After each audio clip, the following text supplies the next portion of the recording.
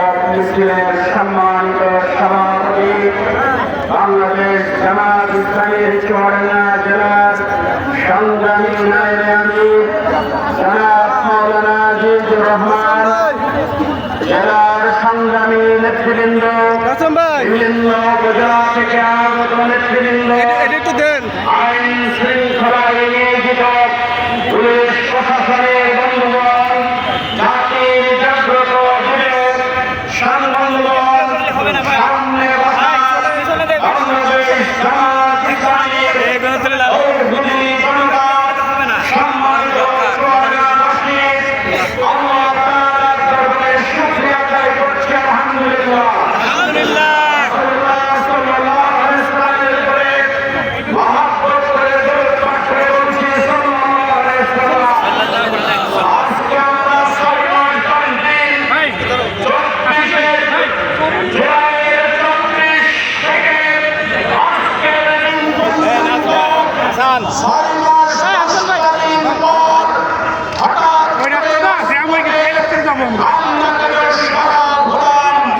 মানুষের কাছে সেই প্রশ্ন থাকতে পারে।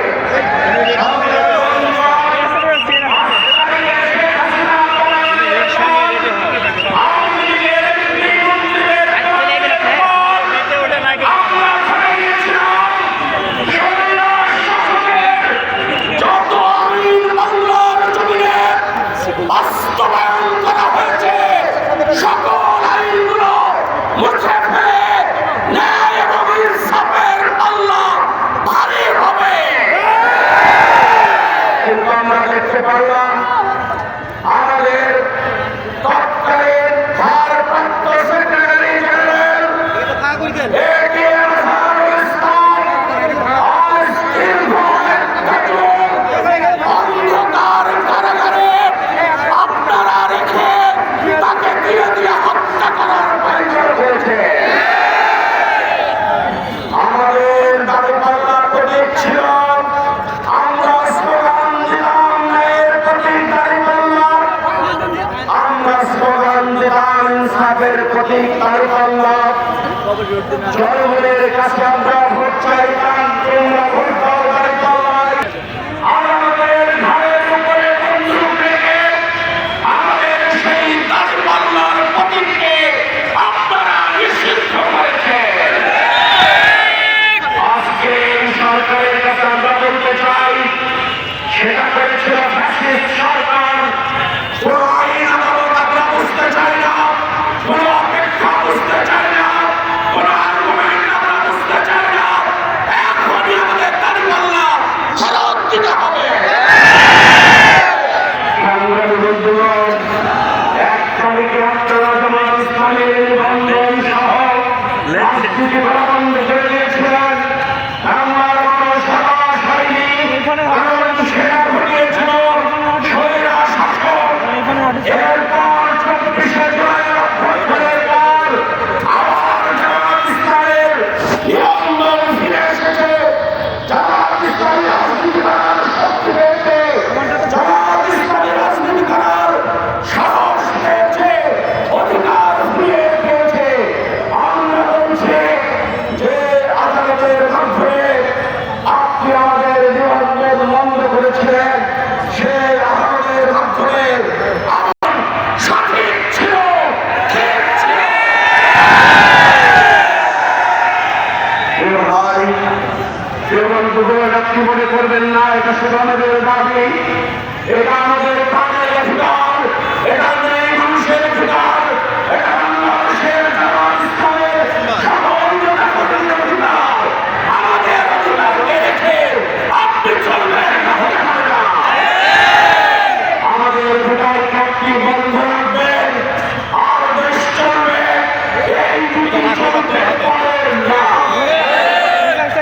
সংগ্রামী বন্ধুগণ, এটিএম আজহারুল ইসলাম সেই মানুষ, যেই মানুষের ব্যাপারে কোন বক্তব্য বাংলার জমিনের রাজনীতিবিদ দিতে পারেনি। এই এটিএম আজহারুল ইসলামকে আজকে নিঃস্বার্থভাবে মুক্তি দিতে হবে। আমাদের অধিকার আর পরিবারের কাছে ফেরত দিতে হবে। আমাদের অধিকার একে হাল একে ইসলাম ধরবে, এটা আমাদের অধিকার। আমাদের অধিকার নিয়ে যদি শ্রেণী খেলেন তাহলে আন্দোলনের আতর ঘর আমাদের দেখাবেন না।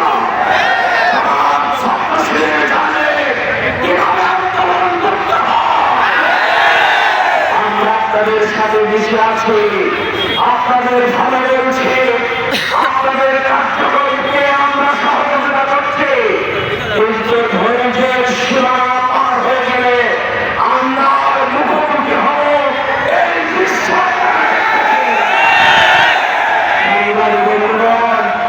আমরা আজকের আলোচনা থেকে দাবি জানাচ্ছি একে নজরুল ইসলামের মুক্তি দিতে হবে। আমরা দাবি জানাচ্ছি আমাদের প্রতি ফিরিয়ে দিতে হবে। আমরা দাবি জানাচ্ছি আমাদের বিরুদ্ধে ফিরিয়ে দিতে হবে। বাংলাদেশ জামাত ইসলামী রাজনীতি করে ৭৭-৪৭-এর ইতিহাস ভুলে গিয়ে নয়, বাংলাদেশ জামাত ইসলামী রাজনীতি করে ৭১-এর ইতিহাস ভুলে গিয়ে নয়, ২৪-এর ইতিহাস বুকে ধারণ করে ভুলে গিয়ে নয়। স্বৈরাচারের পতন হয়েছে, আমরা এখন দেখতে চাই ইনসাফ প্রতিষ্ঠার সরকার।